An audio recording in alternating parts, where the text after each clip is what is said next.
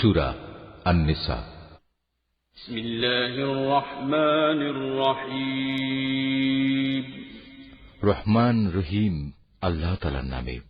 মানুষ, তোমরা তোমাদের মালিককে ভয় করো, যিনি তোমাদের একটি মাত্র ব্যক্তি সত্তা থেকে সৃষ্টি করেছেন। অতঃপর তিনি তা থেকে তার জুড়ি পয়দা করেছেন।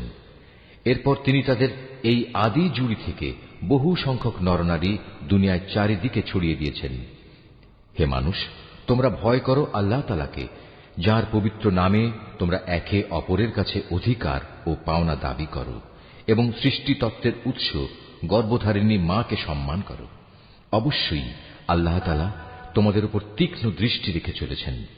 এতিমদের ধন সম্পদ তাদের কাছে দিয়ে দাও। তাদের ভালো জিনিসের সাথে নিজেদের খারাপ জিনিসের বদল করো না। তাদের সম্পদ সমূহ কখনো নিজেদের মালের সাথে মিলিয়ে হজম করে নিও না। এটা আসলেই একটা জঘন্য পাপ। আর যদি তোমাদের এই আশঙ্কা থাকে যে তোমরা এতিম মহিলাদের মাঝে ন্যায় বিচার করতে পারবে না, তাহলে সাধারণ নারীদের মাঝ থেকে তোমাদের যাদের ভালো লাগে তাদের 2 জন, 3 জন কিংবা 4 জনকে বিয়ে করে নাও। কিন্তু যদি তোমাদের এই ভয় হয় যে তোমরা একের অধিক হলে তাদের মাঝে ইনসাফ করতে পারবে না, তাহলে তোমাদের জন্য একজনই যথেষ্ট, কিংবা যে তোমাদের অধিকারভুক্ত তাদেরই যথেষ্ট মনে করে নাও। মনে রেখো, যৌনতার সীমা লঙ্ঘন থেকে বেঁচে থাকার জন্য এটাই হচ্ছে উত্তম ও সহজতর পন্থা। নারীদের তাদের মোহরানার অঙ্ক একান্ত খুশি মনে তাদের মালিকানায় দিয়ে দাও। অতঃপর তারা যদি নিজেদের মনের খুশিতে এর কিছু অংশ তোমাদের ছেড়ে দেয়, তাহলে তোমরা তা খুশি মনে ভোগ করতে পারো। আল্লাহ তাআলা তোমাদের যে সম্পদকে দুনিয়ায় তোমাদের প্রতিষ্ঠা লাভের উপকরণ হিসেবে বানিয়ে দিয়েছেন, তা এই নির্বোধ লোকেদের হাতে ছেড়ে দিও না। অবশ্যই এ থেকে তাদের খাওয়ার ব্যবস্থা করবে, তাদের পোশাক সরবরাহ করবে, সর্বোপরি তাদের সাথে ভালো কথা বলবে। এতিমদের প্রতি লক্ষ্য রাখতে হবে যতক্ষণ না তারা বিয়ের বয়স পর্যন্ত পৌঁছে। অতঃপর যদি তোমরা তাদের মধ্যে সম্পদ পরিচালনার যোগ্যতা অনুভব করতে পারো, তাহলে তাদের ধন সম্পদ তাদের হাতে তুলে দেবে। তাদের এই ধন সম্পদ তাদের বড় হবার আগেই তাড়াহুড়ো করে হজম করে ফেলো না। এতিমদের পৃষ্ঠপোষক যদি সম্পদশালী হয়, তাহলে সে যেন এই বাড়াবাড়ি থেকে বেঁচে থাকে। তবে হ্যাঁ, যদি সে পৃষ্ঠপোষক গরিব হয়, তাহলে সমাজের প্রচলিত নিয়ম অনুযায়ী সে যেন তা থেকে নিজের পারিশ্রমিক গ্রহণ করে। যখন তোমরা তাদের ধন সম্পদ তাদের ফিরিয়ে দেবে, তখন তাদের উপর সাক্ষী রেখো, যদিও হিসাব গ্রহণের জন্য আল্লাহ তাআলাই যথেষ্ট। তাদের পিতামাতা ও আত্মীয় স্বজনদের রেখে যাওয়া ধন সম্পদে পুরুষদের যেমন নির্দিষ্ট অংশ রয়েছে, একইভাবে নারীদের জন্য সে সম্পদে নির্দিষ্ট অংশ রয়েছে, যা তাদের পিতামাতা ও আত্মীয় স্বজনরা রেখে গেছে। পরিমাণ অল্প হোক কিংবা বেশি, উভয়ের জন্য এর অংশ নির্দিষ্ট করে দেওয়া হয়েছে। মৃত ব্যক্তির সম্পদ বন্টনের সময় যখন তার আপনজন, এতিম ও মিসকিনরা সেখানে এসে হাজির হয়, তখন তা থেকে তাদেরও কিছু দেবে এবং তাদের সাথে সুন্দরভাবে কথা বলবে। এতিমদের ব্যাপারে মানুষের এটুকু ভয় করা উচিত, যদি তারা নিজেরা মৃত্যুর সময় এমনি দুর্বল সন্তানদের পেছনে রেখে চলে আসত, তাহলে তাদের ব্যাপারে তারা এভাবে ভীত শঙ্কিত থাকত। অতএব তাদের ব্যাপারে আল্লাহকে ভয় করে চলা এবং এদের সাথে হামেশাই ন্যায় ইনসাফের কথাবার্তা বলা উচিত। যারা অন্যায়ভাবে এতিমদের মাল সম্পদ ভক্ষণ করে, তারা যেন আগুন দিয়ে নিজেদের পেট ভর্তি করে। অচিরেই এই লোকগুলো জাহান্নামের আগুনে জ্বলতে থাকবে। আল্লাহ তাআলা তোমাদের উত্তরাধিকারে সন্তানদের সম্পর্কে এ মর্মে তোমাদের জন্য এ বিধান জারি করেছেন যে এক ছেলের অংশ হবে 2 কন্যা সন্তানের মতো। কিন্তু উত্তরাধিকারী কন্যারা যদি 2-এর বেশি হয়, তাহলে তাদের জন্য থাকবে রেখে যাওয়া সম্পত্তির 2/3, আর সে কন্যা সন্তান যদি একজন হয়, তাহলে তার অংশ হবে পরিত্যক্ত সম্পত্তির অর্ধেক। মৃত ব্যক্তির সন্তান থাকলে তার পিতামাতা প্রত্যেকের জন্য থাকবে সে সম্পদের 6/1 অপরদিকে মৃত ব্যক্তির যদি কোনো সন্তান না থাকে এবং পিতামাতাই যদি হয় তার একমাত্র উত্তরাধিকারী, তাহলে তার মায়ের অংশ হবে 3/1। যদি মৃত ব্যক্তির কোনো ভাই বোন বেঁচে থাকে, তাহলে তার মায়ের অংশ হবে 6/1। মৃত্যুর আগে সে যে ওসিয়ত করে গেছে এবং তার রেখে যাওয়া ঋণ আদায় করে দেওয়ার পরেই কিন্তু এই সব ভাগ বাটোয়ারা করতে হবে। তোমরা জানো না তোমাদের পিতামাতা ও তোমাদের সন্তান সন্ততির মধ্যে কে তোমাদের জন্য উপকারের দিক থেকে বেশি নিকটবর্তী। অতএব এ হচ্ছে আল্লাহর বিধান। অবশ্যই আল্লাহ তাআলা সকল কিছু সম্পর্কে ওয়াকিবহাল এবং তিনি হচ্ছেন বিজ্ঞ পরম কুশলী। তাদের স্ত্রীদের রেখে যাওয়া সম্পত্তিতে তোমাদের অংশ হচ্ছে অর্ধেক, যদি তাদের কোনো সন্তানাদি না থাকে, আর যদি তাদের সন্তান থাকে তাহলে সে সম্পত্তিতে তোমাদের অংশ হবে 4 ভাগের 1 ভাগ। তারা যে ওসিয়ত করে গেছে কিংবা তাদের ঋণ পরিশোধ করার পরেই কিন্তু তোমরা এই অংশ পাবে। তোমাদের স্ত্রীদের জন্য থাকবে তোমাদের রেখে যাওয়া সম্পত্তির 1/4 যদি তোমাদের কোনো সন্তান না থাকে। যদি তোমাদের সন্তান থাকে তাহলে তারা পাবে রেখে যাওয়া সম্পদের 8 ভাগের 1 ভাগ। মৃত্যুর আগে তোমরা যা ওসিয়ত করে যাবে কিংবা যে ঋণ তোমরা রেখে যাবে তা পরিশোধ করে দেওয়ার পরই এই অংশ তারা পাবে। যদি কোনো পুরুষ কিংবা নারী এমন হয় যে তার কোনো সন্তান নেই, পিতামাতাও নেই, শুধু আছে তার এক ভাই ও এক বোন, তাহলে তাদের সবার জন্য থাকবে 6 ভাগের 1 ভাগ। ভাই বোন মিলে তারা যদি এর চাইতে বেশি হয় তবে মৃত ব্যক্তির রেখে যাওয়া সম্পদের 1/3 তারা সবাই সমান অংশীদার হবে। অবশ্য এ সম্পত্তির উপর মৃত ব্যক্তির যা ওসিয়ত করা আছে কিংবা কোনো ঋণ পরিশোধের পরই এ ভাগাভাগি করা যাবে। তবে কখনো উত্তরাধিকারীদের অধিকার পাওয়ার পথে তা যেন ক্ষতিকর হয়ে না দাঁড়ায়, সে কথাও খেয়াল রাখতে হবে, কেননা এ হচ্ছে আল্লাহর নির্দেশ, আর আল্লাহ তাআলা সর্বজ্ঞানী ও পরম ধৈর্যশীল। এগুলো হচ্ছে আল্লাহ তাআলার সীমারেখা। যে ব্যক্তি এর ভেতরে থেকে তাঁর ও তাঁর রাসূলের আনুগত্য করবে, আল্লাহ তাআলা তাকে এমন এক জান্নাতে প্রবেশ করাবেন যার তলদেশ দিয়ে ঝর্ণাধারা প্রবাহিত হবে।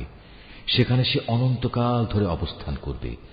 মূলত এ হবে এক মহা সাফল্য। অপরদিকে যে ব্যক্তি আল্লাহ তাআলা ও তাঁর রাসূলের নাফরমানি করবে এবং তার নির্ধারিত সীমারেখা লঙ্ঘন করবে, আল্লাহ তাআলা তাকে জ্বলন্ত আগুনে প্রবেশ করাবেন। সেখানে সে অনন্তকাল ধরে থাকবে। এটা হচ্ছে তার জন্য অপমানকর শাস্তি। তোমাদের নারীদের মধ্যে যারা ব্যভিচারের দুষ্কর্ম নিয়ে আসবে তাদের বিচারের উপর তোমরা নিজেদের মধ্যে থেকে 4 জন সাক্ষী জোগাড় করবে। অতঃপর সে 4 জন লোক যদি ইতিবাচক সাক্ষ্য প্রদান করে তাহলে সে নারীদের তোমরা ঘরের ভেতর অবরুদ্ধ করে রাখবে যতদিন না মৃত্যু এসে তাদের সমাপ্তি ঘটিয়ে দেয়, অথবা আল্লাহ তাআলা তাদের জন্য অন্য কোনো ব্যবস্থা না করেন। আর তোমাদের মধ্যে যে 2 জন নরনারী এ ব্যভিচারের কাজ করবে তাদের 2 জনকেই তোমরা শাস্তি দেবে। হ্যাঁ, তারা যদি তওবা করে এবং নিজেদের সংশোধন করে নেয় তাহলে তাদের শাস্তি দেয়া থেকে তোমরা সরে দাঁড়াও। অবশ্যই আল্লাহ তাআলা তওবা কবুলকারী এবং পরম দয়ালু। আল্লাহ তাআলার উপর শুধু তাদের তওবাই কবুলযোগ্য হবে যারা ভুলবশত গুনাহের কাজ করে, অতঃপর জানা মাত্রই তারা দ্রুত তা থেকে ফিরে আসে। মূলত এরাই হচ্ছে সেসব লোক যাদের উপর আল্লাহ তাআলা দয়া পরবশ হন, আর আল্লাহ তাআলাই হচ্ছেন সর্ববিষয়ে জ্ঞানী কুশলী। আর তাদের জন্য তওবা করার কোনো অবকাশ নেই যারা আজীবন শুধু গুনাহের কাজই করে। এভাবেই গুনাহের কাজ করতে করতে একদিন তাদের কারো দুয়ারে যখন মৃত্যু এসে হাজির হয় তখন সে বলে, হে আল্লাহ, আমি এখন তওবা করলাম। আসলে তাদের জন্য কোনো তওবা নয় যারা কাফের অবস্থায় ইহুল্লাহ সাঙ্গ করল। এরা হচ্ছে সেসব লোক যাদের জন্য আমি কঠিন যন্ত্রণাদায়ক আযাবের ব্যবস্থা করে রেখেছি। হে মানুষ, তোমরা যারা ঈমান এনেছ তোমাদের জন্য কখনো জোর করে বিধবা নারীদের উত্তরাধিকারের পণ্য বানানো বৈধ নয়। বিয়ের সময় মোহর হিসেবে যা তোমরা তাদের দিয়েছ তার কোনো অংশ তাদের কাছ থেকে নিয়ে নেওয়ার জন্য তোমরা তাদের অযথা আটক করে রেখো না, যতক্ষণ পর্যন্ত তারা প্রকাশ্য কোনো ব্যভিচারের কাজে লিপ্ত না হয়। তাদের সাথে সৎভাবে জীবন যাপন করো। এমনকি তোমরা যদি তাদের পছন্দ নাও করো, এমনও তো হতে পারে যা কিছু তোমরা পছন্দ করো না তার মধ্যেই আল্লাহ তাআলা তোমাদের জন্য অফুরন্ত কল্যাণ নিহিত রেখে দিয়েছেন। আর যদি তোমরা এক স্ত্রীকে আরেকজন স্ত্রী দ্বারা বদল করার সংকল্প করেই নাও তাহলে মোহর হিসেবে বিপুল পরিমাণ সোনাদানা দিলেও তার কোনো অংশ তোমরা তার কাছ থেকে ফেরত নিও না। তোমরা কি তাদের উপর মিথ্যা অপবাদ দিয়ে ও সুস্পষ্ট পাপাচার করে তা ফেরত নিতে চাচ্ছ? তোমরা মোহরানার সে অংশটুকু ফেরত নেবেই বা কি করে? অথচ বিভিন্নভাবে তোমরা তো একে অপরের স্বাদ গ্রহণ করেছ। তাছাড়া এর মাধ্যমে তারা তোমাদের কাছ থেকে বিয়ে বন্ধনের পাকাপাকি একটা প্রতিশ্রুতিও আদায় করে নিয়েছিল যা তোমরা ভেঙে দিয়েছ। নারীদের মধ্যে থেকে যাদের তোমাদের পিতা পিতামহরা বিয়ে করেছে তাদের তোমরা কখনো বিয়ে করো না। হ্যাঁ, এ নির্দেশ আসার আগে যা হয়ে গেছে তা তো হয়েই গেছে। এটি আসলেই ছিল এক অশ্লীল নির্লজ্জ কাজ এবং খুবই ঘৃণ্য ও নিকৃষ্ট আচরণ। বিয়ের জন্য তোমাদের উপর হারাম করে দেয়া হয়েছে তোমাদের মা, তোমাদের মেয়ে, তোমাদের বোন, তোমাদের ফুপু, তোমাদের খালা, ভাইদের মেয়ে, বোনদের মেয়ে। আরো হারাম করা হয়েছে সেসব মা যারা তোমাদের বুকের দুধ খাইয়েছে, তোমাদের দুধ খাওয়া সাথী বোন, তোমাদের স্ত্রীদের মা, তোমাদের স্ত্রীদের মাঝে যাদের সাথে তোমরা সহবাস করেছ, তাদের আগের স্বামীর ঔরসজাত মেয়েরা যারা তোমাদের অভিভাবকত্বে রয়েছে। অবশ্য যদি তাদের সাথে তোমাদের শুধু বিয়ে হয়ে থাকে কিন্তু তোমরা কখনো তাদের সাথে সহবাস করনি, তাহলে তাদের আগের স্বামীর মেয়েদের বিয়ে করায় তোমাদের জন্য কোনো দোষ নেই। তোমাদের জন্য তোমাদের নিজেদের ঔরসজাত ছেলেদের স্ত্রীদের হারাম করা হয়েছে। উপরন্তু বিয়ের জন্য তোমাদের উপর দুই বোনকে একত্র করাও হারাম করা হয়েছে। তবে যা কিছু এর আগে সংঘটিত হয়ে গেছে তা তো হয়েই গেছে। সে ব্যাপারে অবশ্যই আল্লাহ তাআলা বড়ই ক্ষমাশীল ও একান্ত দয়াবান। এদের মাঝে আগে থেকেই বিয়ের দুর্গে অবস্থানকারীদেরও তোমাদের জন্য হারাম করা হয়েছে। তবে যেসব নারী যুদ্ধবন্দী হয়ে তোমাদের অধিকারে এসে পড়েছে তারা ব্যতীত। এ হচ্ছে বিয়ের ব্যাপারে তোমাদের উপর আল্লাহ তাআলার বিধান। এর বাইরে যেসব নারী রয়েছে তাদের তোমাদের জন্য এ শর্তে হালাল করা হয়েছে যে তোমরা বিয়ের জন্য একটি নির্দিষ্ট পরিমাণ মোহরের বিনিময়ে আদায় করে দেবে এবং তোমরা বিয়ের সংরক্ষিত দুর্গে অবস্থান করবে। তোমরা অবাধ যৌন স্পৃহা পূরণে নিয়োজিত হবে না। অতঃপর তাদের মধ্যে যাদের তোমরা এর মাধ্যমে উপভোগ করবে তাদের মোহরের বিনিময়ে ফরজ হিসেবে আদায় করে দাও। অবশ্য একবার এ মোহর নির্ধারিত হয়ে যাওয়ার পর যে পরিমাণের উপর তোমরা উভয় একমত হও তাতে কোনো দোষের কিছু নেই। নিশ্চয়ই আল্লাহ তাআলা সর্বজ্ঞ কুশলী। তোমাদের মধ্যে যে ব্যক্তির স্বাধীন ও সম্ভ্রান্ত কোনো ঈমানদার নারীকে বিয়ে করার আর্থিক ও সামাজিক সামর্থ্য না থাকে তাহলে সে যেন তোমাদের অধিকারভুক্ত কোনো ঈমানদার নারীকে বিয়ে করে নেয়। তোমাদের ঈমানের অবস্থা সম্পর্কে তো আল্লাহ তাআলা সম্যক অবগত আছেন। ঈমানের মাপকাঠিতে তোমরা তো একই রকম। অতঃপর তোমরা তাদের অধিকারভুক্তদের অভিভাবকদের অনুমতি নিয়ে বিয়ে করো এবং ন্যায় ইনসাফ ভিত্তিক তাদের যথার্থ মোহরানা দিয়ে দাও। এর উদ্দেশ্য হচ্ছে তারা যেন বিয়ের দুর্গে সুরক্ষিত হয়ে যায়, স্বেচ্ছাচারিণী হয়ে পর পুরুষকে আনন্দ দানের কাজে নিয়োজিত না থাকে। অতঃপর যখন তাদের বিয়ের দুর্গে অবস্থান করে দেয়া হল তখন যদি তারা ব্যভিচারে লিপ্ত হয় তখন তাদের উপর আরোপিত শাস্তির পরিমাণ কিন্তু বিয়ের দুর্গে অবস্থানকারিণী স্বাধীন সম্ভ্রান্ত নারীদের উপর আরোপিত শাস্তির অর্ধেক। তোমাদের মধ্যে যাদের ব্যভিচারে লিপ্ত হবার আশঙ্কা থাকবে শুধু তাদের জন্যই এই রেয়াতটুকু দেয়া হয়েছে। কিন্তু তোমরা যদি ধৈর্য ধারণ করতে পারো অবশ্যই তা তোমাদের জন্য কল্যাণকর এবং আল্লাহ তাআলা একান্ত ক্ষমা পরায়ণ ও পরম দয়ালু। আল্লাহ তাআলা তাঁর বাণীসমূহ তোমাদের কাছে খুলে খুলে বলে দিতে চান এবং তিনি তোমাদের পূর্ববর্তী পুণ্যবান মানুষদের পথে পরিচালিত করতে চান, আর এর মাধ্যমে আল্লাহ তাআলা তোমাদের ক্ষমা অনুগ্রহ করতে চান। আল্লাহ তাআলা সর্বজ্ঞ কুশলী। আল্লাহ তাআলা তোমাদের উপর ক্ষমা পরবশ হবেন। অপরদিকে যারা নিজেদের পাশবিক লালসার অনুসরণ করে তারা চায় তোমরা সে ক্ষমার পথ থেকে বহুদূরে নিক্ষিপ্ত হয়ে গোমরা থেকে যাও। আল্লাহ তাআলা তোমাদের উপর থেকে বিধিনিষেধের বোঝা লঘু করে তোমাদের জীবন সহজ করে দিতে চান, কেননা মানুষকে অত্যন্ত দুর্বল করে পয়দা করা হয়েছে। হে মানুষ, তোমরা যারা ঈমান এনেছ কখনো তোমরা একে অপরের ধন সম্পত্তি অন্যায়ভাবে গ্রাস করো না। হ্যাঁ, ব্যবসা বাণিজ্য যা করবে তা পারস্পরিক সম্মতির ভিত্তিতেই করবে এবং কখনো স্বার্থের কারণে একে অপরকে হত্যা করো না। অবশ্যই আল্লাহ তাআলা তোমাদের প্রতি মেহেরবান। যে কেউই বাড়াবাড়ি ও জুলুম করতে গিয়ে এই হত্যার কাজ করে অচিরেই আমি তাকে আগুনে পুড়িয়ে দেব। আর আল্লাহর পক্ষে এ কাজ একেবারেই সহজ, মোটেই কঠিন কিছু নয়। যদি তোমরা সে সমস্ত বড় বড় গুনাহ থেকে বেঁচে থাকো যা থেকে বেঁচে থাকার জন্য তোমাদের নির্দেশ দেওয়া হয়েছে, তাহলে তোমাদের ছোটখাটো গুনাহ আমি এমনিই তোমাদের হিসাব থেকে মুছে দেব এবং অত্যন্ত সম্মানজনক স্থানে আমি তোমাদের পৌঁছে দেব। আল্লাহ তাআলা তোমাদের একজনের তুলনায় আরেকজনকে যা কিছু বেশি দান করেছেন তোমরা তা পাওয়ার লালসা করো না। যা কিছু পুরুষরা উপার্জন করল তা তাদেরই অংশ হবে, আবার নারী যা কিছু অর্জন করল তাও হবে তাদেরই অংশ। তোমরা আল্লাহ তাআলার কাছ থেকে তার অনুগ্রহ পাওয়ার জন্য প্রার্থনা করো। অবশ্যই আল্লাহ তাআলা প্রতিটি বিষয় সম্পর্কে সম্যক ওয়াকিবহাল রয়েছেন। পিতামাতা ও আত্মীয় স্বজনের রেখে যাওয়া সম্পত্তিতে আমি সবার জন্যই অভিভাবক নিযুক্ত করে রেখেছি। যাদের সাথে তোমাদের কোনো চুক্তি কিংবা অঙ্গীকার রয়েছে তাদের পাওনা পুরোপুরি আদায় করে দেবে। আল্লাহ তাআলা অবশ্যই প্রতিটি বিষয়ের উপর সাক্ষী হয়ে আছেন। পুরুষরা হচ্ছে নারীদের কাজকর্মের উপর প্রহরী, তত্ত্বাবধায়ক। কারণ আল্লাহ তাআলা এদের একজনকে আরেকজনের উপর কিছু বিশেষ মর্যাদা প্রদান করেছেন। পুরুষের এই মর্যাদার একটি বিশেষ কারণ হচ্ছে প্রধানত তারাই দাম্পত্য জীবনের জন্য নিজেদের অর্থ সম্পদ ব্যয় করে। অতএব সতীসাধ্যী নারী হবে একান্ত অনুগত। পুরুষদের অনুপস্থিতিতে তারা স্বয়ং আল্লাহর তত্ত্বাবধানে থেকে নিজেদের ইজ্জত, আব্রু ও অন্যান্য সব অদেখা কিছুর রক্ষণাবেক্ষণ করবে। আর যখন কোন নারীর অবাধ্যতার ঔদ্ধত্যের ব্যাপারে তোমরা আশঙ্কা করো, তখন তোমরা তাদের ভালো কথার উপদেশ দাও। তা কার্যকর না হলে তাদের সাথে একই বিছানায় থাকা ছেড়ে দাও।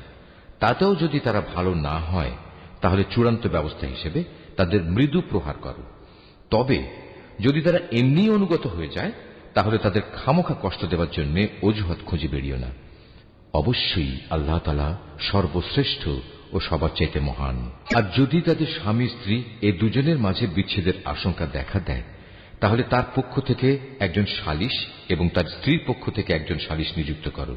আসলে উভয়ে যদি নিজেদের নিষ্পত্তি চায়, তাহলে আল্লাহ তাআলা তাদের পুনরায় মীমাংসায় পৌঁছার তৌফিক দেবেন।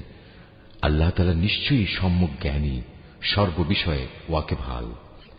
তোমরা এক আল্লাহ তাআলার ইবাদত করো, কোনো কিছুকেই তার সাথে অংশীদার বানিও না, এবং পিতামাতার সাথে ভালো ব্যবহার করো। আরও যারা তোমাদের ঘনিষ্ঠ আত্মীয়, এতিম, মিসকিন, আত্মীয় প্রতিবেশী, অনাত্মীয় প্রতিবেশী, তোমার পথচারী সঙ্গী ও তোমার অধিকারভুক্ত দাস দাসী, তাদের সবার সাথেও ভালো ব্যবহার করো। অবশ্যই আল্লাহ তাআলা এমন মানুষকে কখনো পছন্দ করেন না যে অহংকারী ও দাম্ভিক। আল্লাহ তাআলা এমন ধরনের লোকদেরও ভালোবাসেন না যারা নিজেরা যেমন কার্পণ্য করে তেমনি অন্যদেরও কার্পণ্য করার আদেশ করে। তাছাড়া আল্লাহ তাআলা তাদের যা কিছু ধন সম্পদের অনুগ্রহ দান করেছেন তারা তা লুকিয়ে রাখে। আমি কাফেরদের জন্য এক লাঞ্ছনাদায়ক শাস্তির ব্যবস্থা করে রেখেছি। আল্লাহ তাআলা তাদেরও পছন্দ করেন না যারা লোক দেখানোর উদ্দেশ্যে নিজেদের ধন সম্পদ ব্যয় করে। তারা আল্লাহ তাআলা এবং শেষ বিচারের দিনকেও বিশ্বাস করে না। আর শয়তান যদি কোনো ব্যক্তির সাথী হয়, তাহলে বুঝতে হবে সে বড়ই খারাপ সাথী পেল। দুর্যোগ তাদের উপর দিয়ে বয়ে যেত যদি তারা শয়তানকে সাথী বানানোর বদলে আল্লাহ তাআলার উপর ঈমান আনত এবং ঈমান আনত পরকাল দিবসের উপর। সর্বোপরি আল্লাহ তাআলা তাদের যা কিছু দান করেছেন তা থেকে তারা খরচ করত।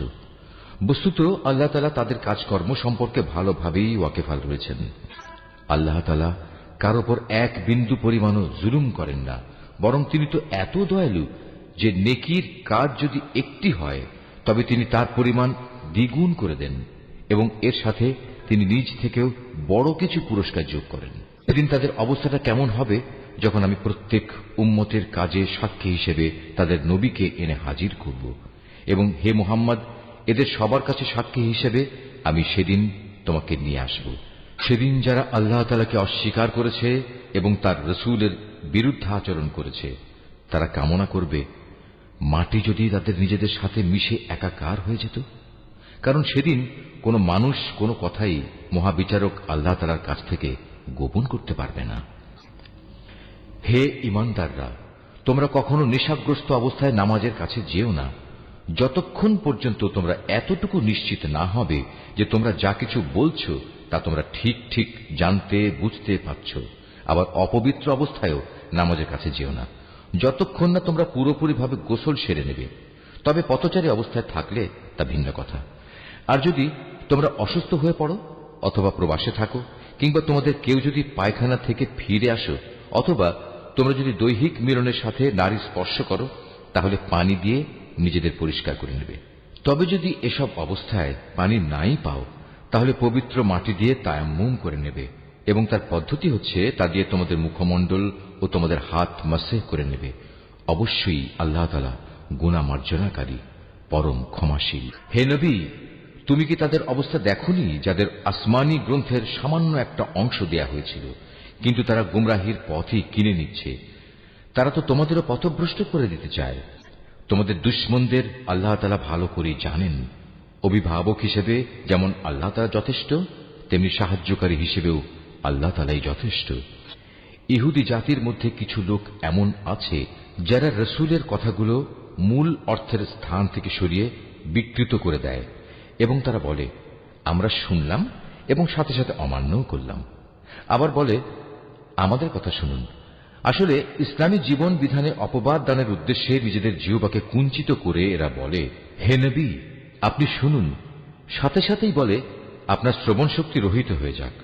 অথচ এসব কথা না বলে তারা যদি বলতো হে নবী আমরা আপনার কথা শুনলাম এবং তা মেনে নিলাম, এবং আপনি আমাদের কথা শুনুন, আমাদের প্রতি লক্ষ্য করুন, তাহলে এ বিষয়টা তাদের জন্য কতই না ভালো হতো। তাই হতো বরং তাদের জন্য সঙ্গত। কিন্তু সত্য অস্বীকার করার কারণে তাদের উপর আল্লাহ তাআলা অভিশাপ দিয়েছেন। অতঃপর তাদের সামান্য কিছু লোকই মাত্র ঈমান এনে থাকে। মানুষেরা যাদের কিতাব দেয়া হয়েছে, তোমরা সেই গ্রন্থের উপর ঈমান আনো যা আমি মুহাম্মাদের উপর নাজিল করেছি। এ হচ্ছে এমন এক কিতাব যা তোমাদের কাছে মজুদ পূর্ববর্তী কিতাবের সত্যতা স্বীকার করে।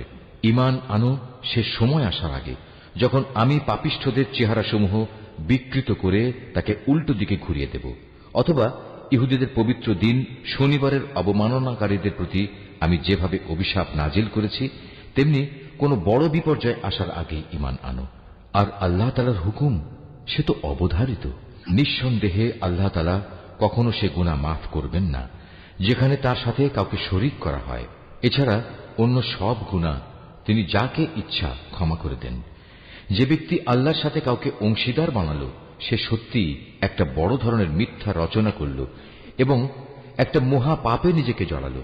নবী তুমি কি তাদের অবস্থা দেখোনি যারা নিজেদের খুব পবিত্র মনে করে, অথচ আল্লাহ তাআলা যাকে ইচ্ছা তাকেই পবিত্র করেন, এবং যারা অপবিত্র তাদের উপর এক বিন্দু পরিমাণও জুলুম করা হবে না। এদের প্রতি তাকিয়ে দেখো কিভাবে এরা আল্লাহ তাআলা সম্পর্কে মিথ্যা অপবাদ রটিয়ে যাচ্ছে। প্রকাশ্য গুনাহ হিসাবে এটাই তো এদের জন্য যথেষ্ট। তুমি কি তাদের অবস্থা দেখোনি যাদের আল্লাহ তাআলার কিতাবের কিছু অংশ দান করা হয়েছিল?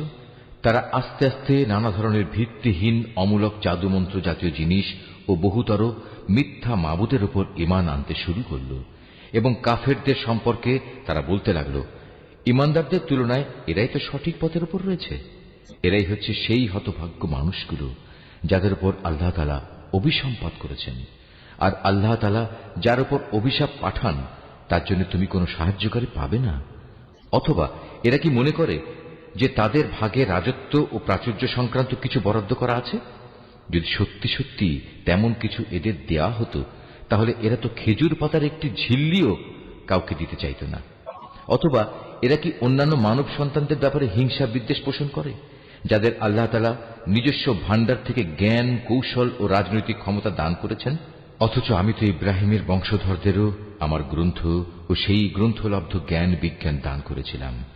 এর সাথে আমি তাদের এক বিশাল পরিমাণ রাজত্বও দান করেছিলাম। কিন্তু তাদের মধ্যে অল্প কিছু লোকই তার উপর ঈমান এনেছে, আবার কেউ কেউ তার থেকে মুখ ফিরিয়ে নিয়েছে। এদের পুড়িয়ে দেওয়ার জন্য জাহান্নামী যথেষ্ট। যারা আমার আয়াতসমূহ অস্বীকার করেছে তাদের আমি অচিরেই জাহান্নামের আগুনে পুড়িয়ে দেব। অতঃপর পুড়ে যখন তাদের দেহের চামড়া গলে যাবে তখন আমি তার বদলে নতুন চামড়া বানিয়ে দেব, যাতে করে তারা আযাব ভোগ করতে পারে। অবশ্যই আল্লাহ তাআলা মহাপরাক্রমশালী, বিজ্ঞ, কুশলী। যারা আমার আয়াতসমূহ বিশ্বাস করেছে এবং ভালো কাজ করেছে তাদের অচিরেই আমি এমন এক জান্নাতে প্রবেশ করাবো যার পাদদেশ দিয়ে ঝর্ণাধারা প্রবাহিত হবে। সেখানে তারা থাকবে চিরকাল। তাদের জন্য থাকবে পূত পবিত্র সঙ্গী ও সঙ্গিনীরা। সর্বোপরি আমি তাদের এক চিরস্নিগ্ধ ছায়ায় প্রবেশ করিয়ে দেব। হে ঈমানদার ব্যক্তিরা, আল্লাহ তাআলা তোমাদের নির্দেশ দিচ্ছেন তোমরা আমানতসমূহ তাদের যথার্থ মালিকের কাছে সোপর্দ করে দেবে। আর যখন মানুষের মাঝে কোনো কিছুর ব্যাপারে তোমরা বিচার ফয়সালা করো তখন তা ন্যায় ও ইনসাফের ভিত্তিতে করবে। আল্লাহ তাআলা তোমাদের যা কিছু উপদেশ দেন তা সত্যি সুন্দর। আল্লাহ তাআলা সবকিছু দেখেন এবং শোনেন। হে ঈমানদার মানুষেরা, তোমরা আল্লাহর আনুগত্য করো তার রসুলের এবং সেসব লোকদের যারা তোমাদের মাঝে বিশেষভাবে দায়িত্বপ্রাপ্ত।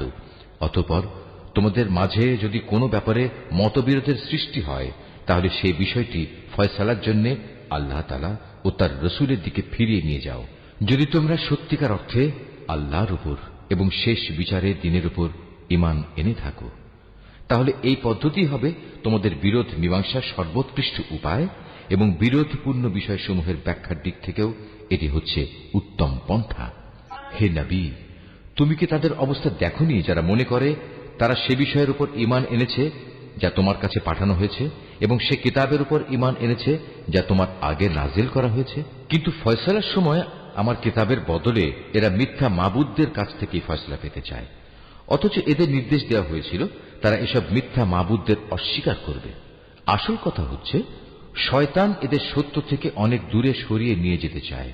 এদের যখন বলা হয় আল্লাহ তাআলা তাঁর রসুলের উপর যা কিছু নাজিল করেছেন তোমরা তার দিকে ফিরে এসো, তখন তুমি এই মুনাফিকদের দেখবে এরা তোমার কাছ থেকে একে একে মুখ ফিরিয়ে দূরে সরে যাচ্ছে।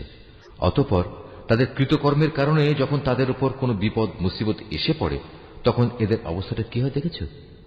তারা তখন সবাই তোমার কাছে ছুটে আসে এবং আল্লাহর নামের কসম করে তোমাকে বলে, আমরা তো কল্যাণ ও সম্প্রীতি ছাড়া আর কিছুই চাইনি। এদের মনের ভেতর কি অভিসন্ধি লুকিয়ে আছে তা আল্লাহ তাআলা ভালো করে জানেন। তাই তুমি এদের এড়িয়ে চলো। তুমি এদের ভালো উপদেশ দাও এমন সব কথায় যা তাদের অন্তর ছুঁয়ে যায়। তুমি আরো বলো, আমি যখনই কোনো জনপদে কোনো রসুল পাঠিয়েছি তাকে এজন্যই পাঠিয়েছি যে আল্লাহর নির্দেশ অনুযায়ী সেখানে তার শর্তহীন আনুগত্য করা হবে। যখনই তারা নিজেদের উপর কোনো জুলুম করবে তখনই তারা তোমার কাছে ছুটে আসবে এবং নিজেদের কৃতকর্মের জন্য আল্লাহ তাআলার কাছে ক্ষমা প্রার্থনা করবে। আল্লাহর রসুলও তাদের জন্য ক্ষমা চাইবে। এমত অবস্থায় তারা অবশ্যই আল্লাহকে পরম ক্ষমাশীল ও অতীব দয়ালু হিসেবে দেখতে পাবে। না, আমি তোমার মালিকের শপথ করে বলছি, এরা কিছুতেই ঈমানদার হতে পারবে না যতক্ষণ না তারা তাদের যাবতীয় মতবিরোধের ফয়সালায় তোমাকে শর্তহীনভাবে বিচারক মেনে নেবে। অতঃপর তুমি যা ফয়সালা করবে সে ব্যাপারে তাদের মনে আর কোনো দ্বিধাদ্বন্দ্ব থাকবে না, বরং তোমার সিদ্ধান্ত তারা সর্বান্তঃকরণে মেনে নেবে।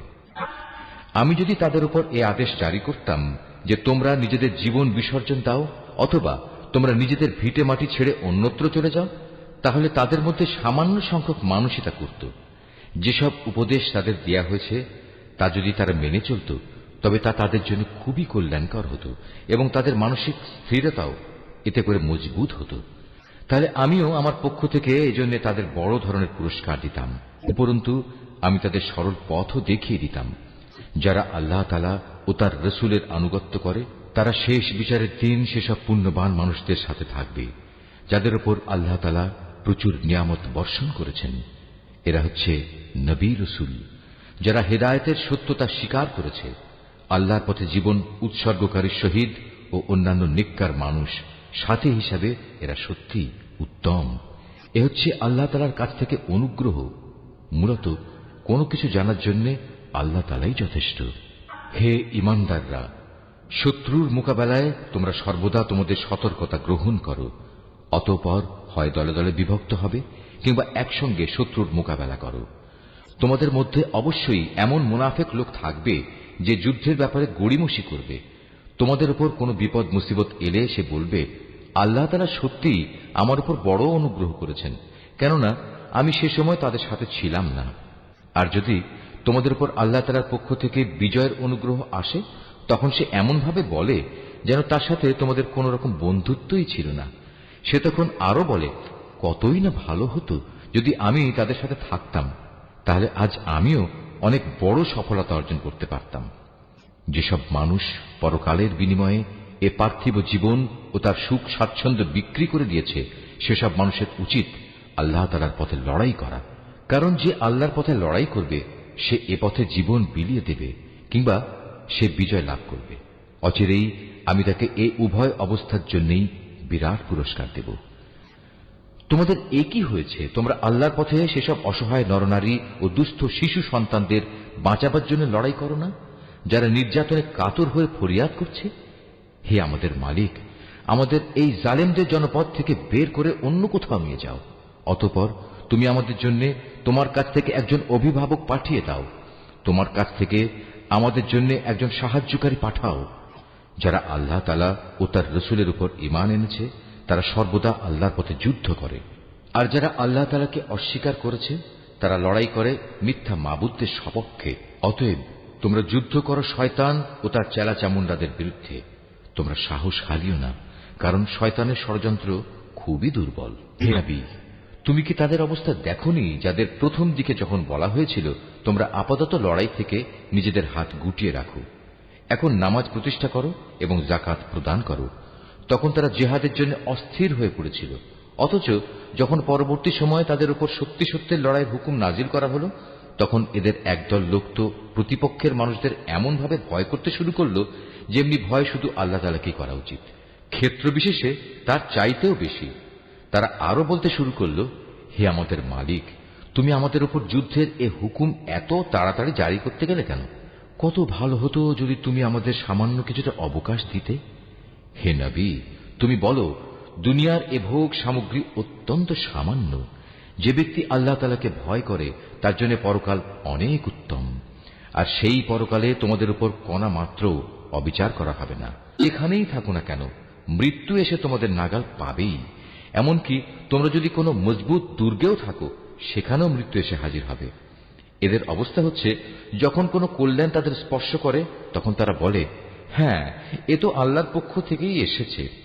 অপরদিকে যখন তাদের কোনো ক্ষতি ও অকল্যাণ স্পর্শ করে তখন তারা বলে, এসব তো এসেছে তোমার কাছ থেকে। তুমি তাদের বলে দাও, কল্যাণ অকল্যাণ সব কিছুই তো আসে আল্লাহর পক্ষ থেকে। এই জাতির হয়েছে কি? এরা মনে হয় কথাটি বুঝতেই চায় না। যে কল্যাণই তুমি লাভ করো না কেন মনে রেখো তা আল্লাহর পক্ষ থেকেই আসে, আর যেটুকু অকল্যাণ তোমার উপর আসে তা আসে তোমার নিজের কর্মদোষের কারণে। আমি তোমাকে মানুষদের জন্য রসুল বানিয়ে পাঠিয়েছি, আর সাক্ষী হিসেবে তো আল্লাহ তাআলাই যথেষ্ট।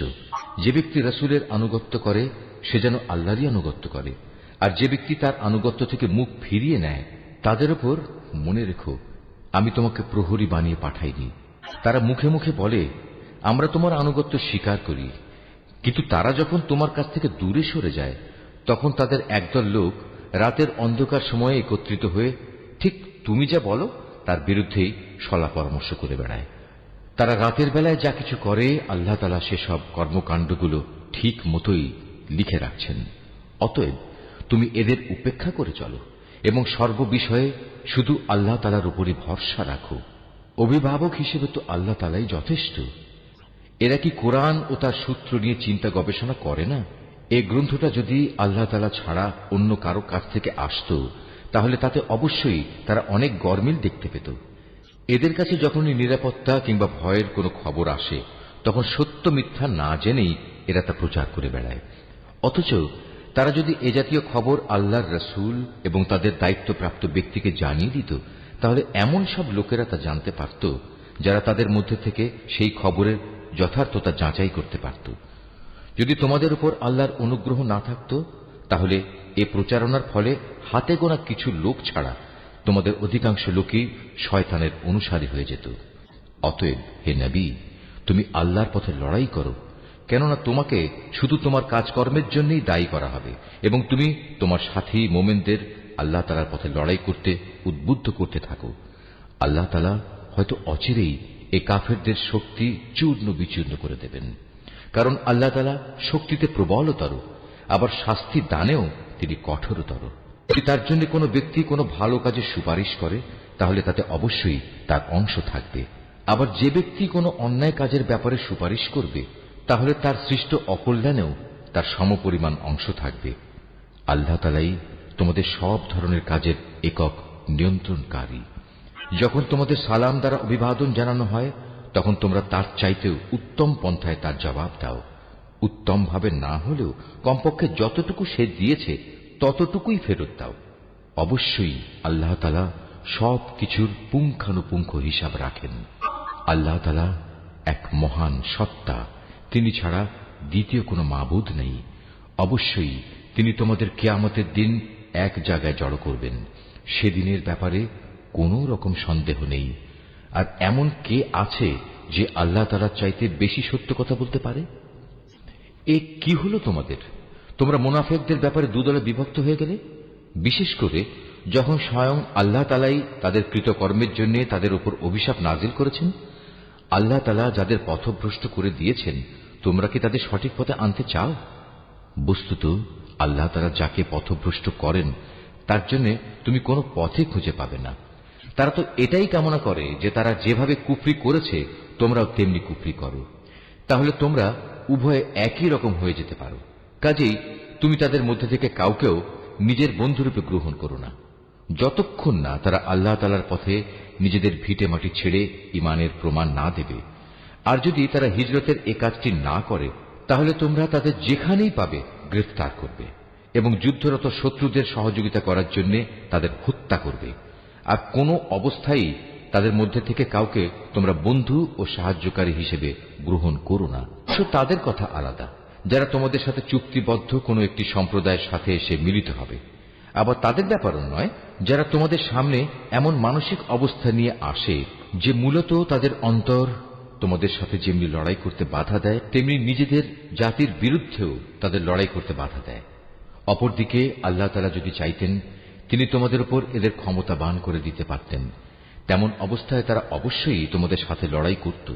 অতএব এরা যদি তোমাদের কাছ থেকে আলাদা হয়ে যায়, ময়দানের লড়াই থেকে বিরত থাকে এবং তোমাদের কাছে শান্তি ও সন্ধির প্রস্তাব পাঠায়, তাহলে তাদের বিরুদ্ধে অভিযানের কোন পন্থাই আল্লাহ তাআলা তোমাদের জন্য উন্মুক্ত রাখেননি।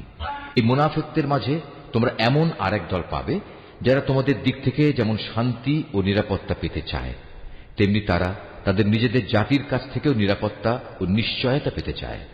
কিন্তু এদের যখনই কোনো বিপর্যয় সৃষ্টির কাজের দিকে ডাক দেয়া হবে, তখন সাথে সাথেই এরা তোমাদের বিরুদ্ধে ঝাঁপিয়ে পড়বে।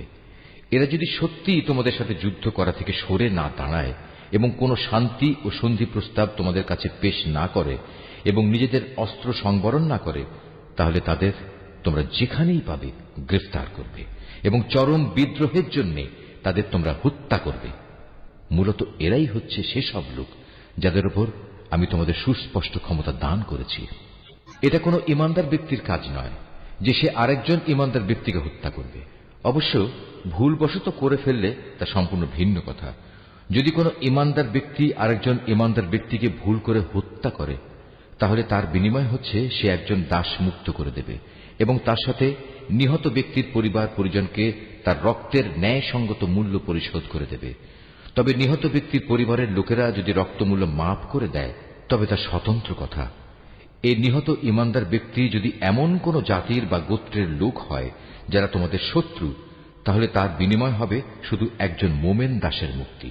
অপরদিকে নিহত ব্যক্তি যদি এমন এক সম্প্রদায়ের কেউ হয়ে থাকে যাদের সাথে তোমাদের কোনো সন্ধি চুক্তি বলবৎ আছে, তবে তার রক্তের মূল্য আদায় করা ও একজন ইমানদার দাসের মুক্তিও অপরিহার্য। যে ব্যক্তি মুক্ত করার জন্য কোনো দাস পাবে না, তার বিধান হচ্ছে ক্রমাগত 2 মাসের রোজা রাখা। এ হচ্ছে আল্লাহ তাআলার পক্ষ থেকে মানুষের তওবা কবুল করানোর ব্যবস্থা মাত্র। বস্তুত আল্লাহ তাআলা সর্বজ্ঞ, কুশলী। যে ব্যক্তি ইচ্ছাকৃতভাবে কোনো ইমানদার ব্যক্তিকে হত্যা করবে, তার শাস্তি হচ্ছে জাহান্নাম।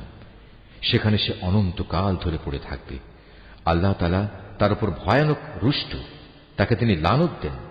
আল্লাহ তাআলা তার জন্য যন্ত্রণাদায়ক আযাব প্রস্তুত করে রেখেছেন। এই ইমানদার ব্যক্তিরা, তোমরা যখন আল্লাহ তাআলার পথে জিহাদের রাস্তায় বের হবে, তখন বিচার বুদ্ধি প্রয়োগ করবে। কোন ব্যক্তি কিংবা সম্প্রদায় যখন তোমাদের সামনে শান্তি ও সন্ধির প্রস্তাব পেশ করে, তখন কিছু বৈষয়িক ধন সম্পদের প্রত্যাশায় তাকে তোমরা বলো না যে না, তুমি ইমানদার নও। আসলে আল্লাহ তাআলার কাছে অনায়াসলভ্য সম্পদ প্রচুর রয়েছে, সম্পদের প্রচুর ভাণ্ডার পড়ে আছে। আগে তোমরাও ছিলে এমনি, অতঃপর আল্লাহ তাআলা তোমাদের উপর অনুগ্রহ করেছেন। কাজেই তোমরা বিষয়টি যাচাই বাছাই করে নিও। তোমরা যা কিছুই করো, আল্লাহ তাআলা সে ব্যাপারে সম্যক অবগত আছেন। মোমেনদের মাঝে যারা কোন রকম শারীরিক পঙ্গুত্ব ও অক্ষমতা না থাকা সত্ত্বেও বসে থেকেছে, আর যারা নিজেদের জান ও মাল দিয়ে আল্লাহ তাআলার পথে জিহাদে অবতীর্ণ হয়েছে, এরা উভয়ে কখনো সমান নয়। ঘরে বসে থাকা লোকদের তুলনায় ময়দানের মুজাহিদদের, যারা নিজেদের জান মাল দিয়ে আল্লাহ তাআলার পথে জিহাদ করেছে, আল্লাহ তাআলা তাদের উঁচু মর্যাদা দান করেছেন।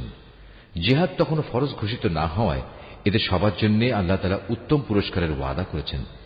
কিন্তু এটা ঠিক, আল্লাহ তাআলা ঘরে বসে থাকা লোকদের উপর সংগ্রামরত ময়দানের মুজাহিদদের অনেক শ্রেষ্ঠত্ব দান করেছেন। এই মর্যাদা দেয়া হয়েছে স্বয়ং আল্লাহ তাআলার পক্ষ থেকেই। এর সাথে রয়েছে তার ক্ষমা ও দয়া।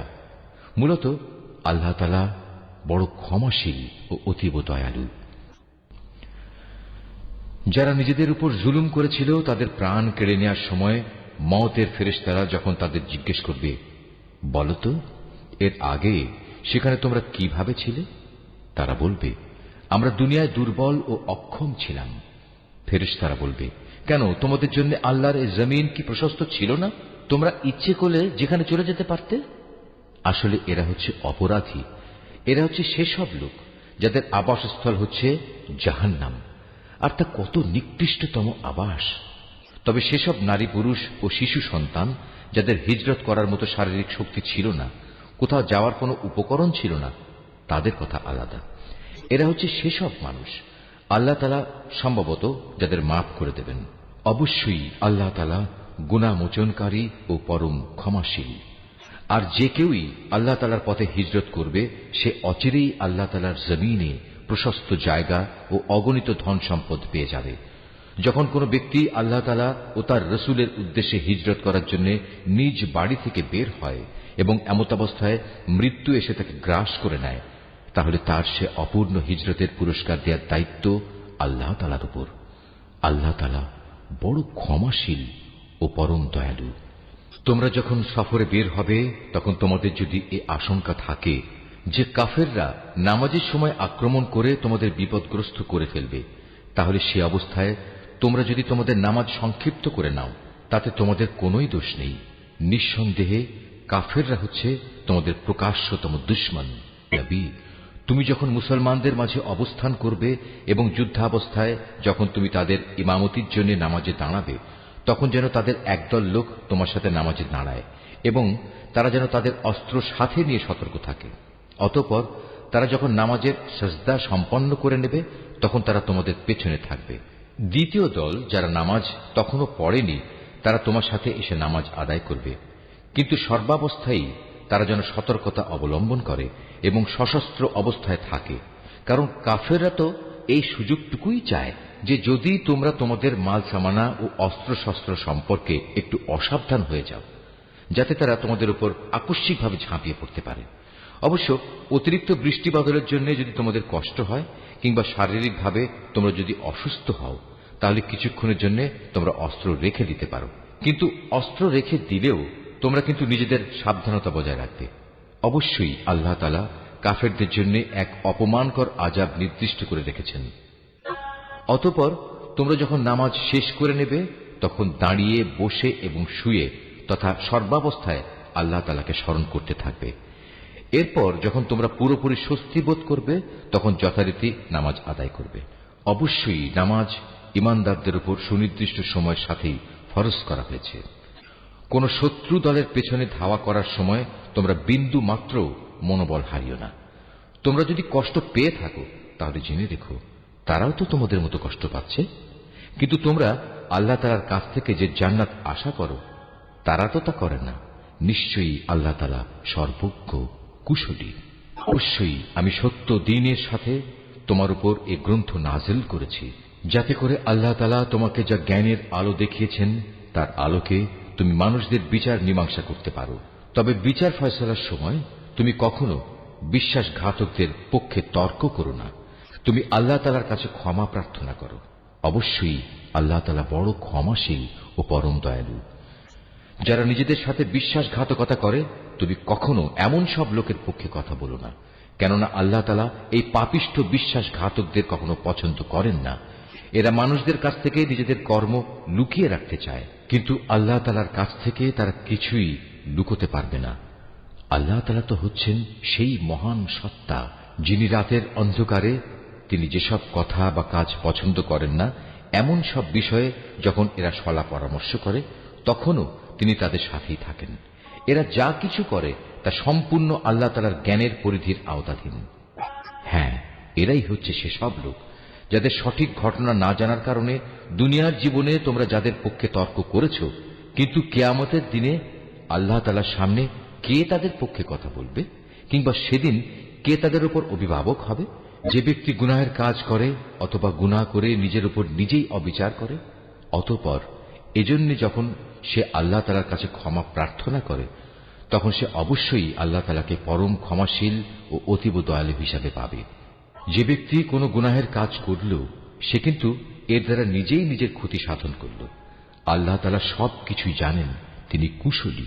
যে ব্যক্তি একটি অন্যায় কিংবা পাপ কাজ করল, কিন্তু সে দোষ চাপিয়ে দিল একজন নির্দোষ ব্যক্তির ওপর, এ কাজের ফলে সে প্রকারান্তরে সাংঘাতিক একটা অপবাদ ও জঘন্য গুনাহের বোঝা নিজের ঘাড়ে উঠিয়ে নিল। এ পরিস্থিতিতে যদি তোমার উপর আল্লাহ তাআলার অনুগ্রহ ও দয়া না থাকত, তাহলে এদের একদল লোক তো তোমাকে প্রায় ভুল পথে পরিচালিত করেই ফেলেছিল। যদিও তারা এই আচরণ দিয়ে তাদের নিজেদের ছাড়া অন্য কাউকেই পথভ্রষ্ট করতে পারছিল না।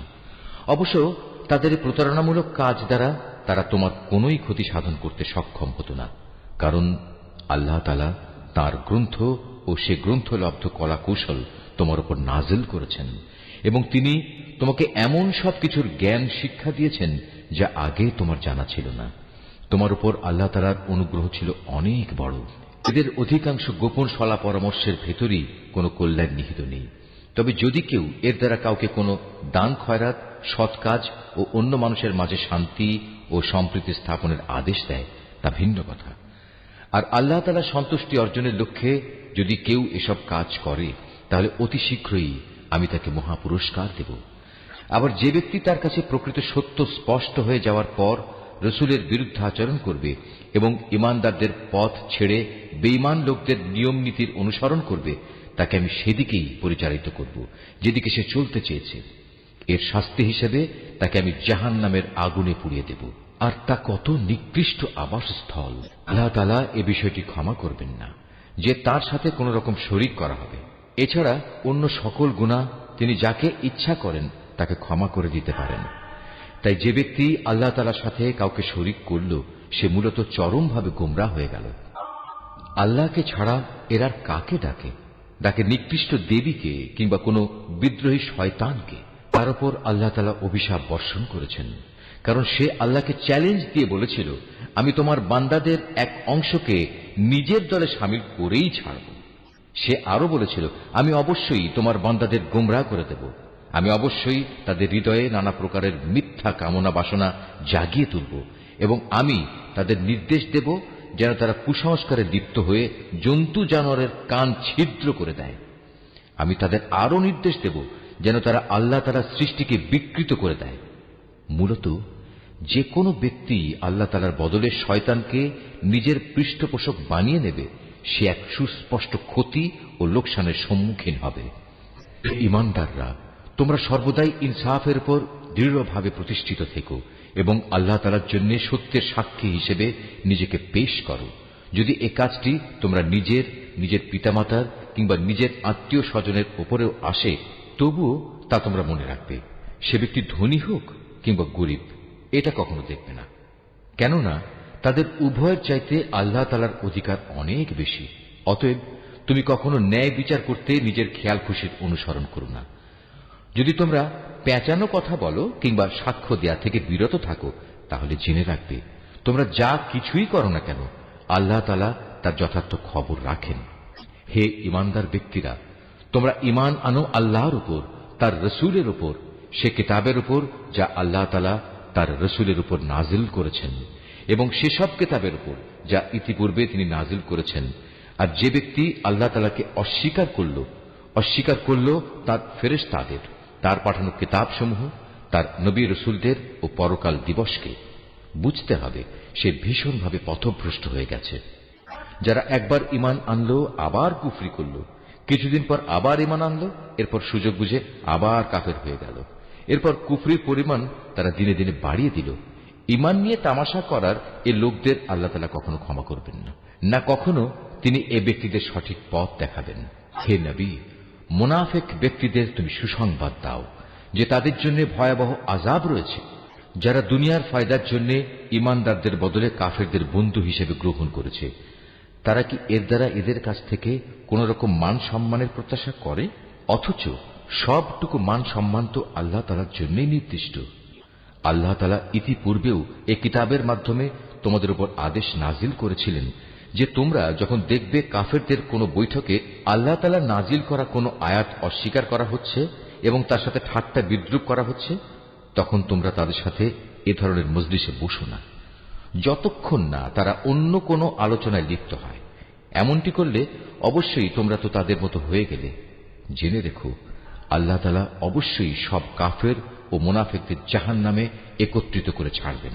যারা সবসময় তোমাদের শুভ দিনের প্রতীক্ষায় থাকে, যদি আল্লাহ তাআলার অনুগ্রহে তোমাদের বিজয় আসে, তখন এরা কাছে এসে বলবে, কেন আমরা কি এই যুদ্ধে তোমাদের পক্ষে ছিলাম না? আবার যদি কখনো কাফেরদের ভাগে বিজয়ের অংশ লেখা হয়, তাহলে এরা সেখানে গিয়ে বলবে, আমরা কি তোমাদের মুসলমানদের কাছ থেকে রক্ষা করিনি? এমন অবস্থায় শেষ বিচারের দিনেই আল্লাহ তাআলা তোমাদের উভয়ের মাঝে ফয়সালা শুনিয়ে দেবেন এবং আল্লাহ তাআলা সেদিন মোমেনদের বিরুদ্ধে এ কাফেরদের কোনো অজুহাত পেশ করার পথ অবশিষ্ট রাখবেন না। অবশ্যই মুনাফিকরা আল্লাহ তাআলাকে ধোঁকা দেয়। মূলত এর মাধ্যমে আল্লাহই তাদের প্রতারণায় ফেলে দিচ্ছেন। এরা যখন নামাজে দাঁড়ায় তখন একান্ত আলস্য ভরেই দাঁড়ায়, আর তাও কেবল লোক দেখানোর জন্যই। এরা আল্লাহ তাআলাকে আসলে কমই স্মরণ করে। এরা কুফরি ও ইমানের এ দুটানায় দোদুল্যমান। এরা না এদিকে না ওদিকে। তুমি সে ব্যক্তিকে কখনো সঠিক পথ দেখাতে পারবে না যাকে আল্লাহ তাআলাই গুমরাহ করে দেন। হে ইমানদার বান্দারা, তোমরা ইমানদার ব্যক্তিদের বাদ দিয়ে কাফেরদের নিজেদের বন্ধুরূপে গ্রহণ করো না। তোমরা কি তাদের বন্ধুরূপে গ্রহণ করে আল্লাহ তাআলার কাছে তোমাদের বিরুদ্ধে কোনো সুস্পষ্ট প্রমাণ তুলে দিতে চাও? এ কাফের ও মুনাফিকরা জাহান্নামের সর্বনিম্ন স্তরে অবস্থান করবে। তুমি সেদিন তাদের জন্য কোনো সাহায্যকারী খুঁজে পাবে না। তবে তাদের কথা আলাদা, যারা তওবা করে এবং পরবর্তী জীবন সংশোধন করে নেয়, আল্লাহ তাআলার রশি শক্ত করে ধরে রাখে এবং একমাত্র আল্লাহ তাআলার উদ্দেশ্যেই স্বীয় জীবন বিধান একনিষ্ঠ করে নেবে। এসব লোকেরা অবশ্যই সেদিন বিশ্বাসী বান্দাদের সাথে অবস্থান করবে। আর অচিরেই আল্লাহ তাআলা তার ঈমানদার বান্দাদের বড় ধরনের পুরস্কার দেবেন। তোমরাই বলো, আল্লাহ তাআলা কি খামোখা তোমাদের শাস্তি দেবেন যদি তোমরা তার প্রতি কৃতজ্ঞতা আদায় করো এবং তার উপর ঈমান আনো? বস্তুত আল্লাহ তাআলা হচ্ছেন সর্বোচ্চ পুরস্কার দাতা, সম্যক ওয়াকিবহাল। আল্লাহ তাআলা প্রকাশ্যভাবে মন্দ কথা বলা কখনো পছন্দ করেন না। তবে যে ব্যক্তির উপর অবিচার করা হয়েছে তার কথা আলাদা। আল্লাহ তাআলা ভালোভাবেই শোনেন এবং জানেন।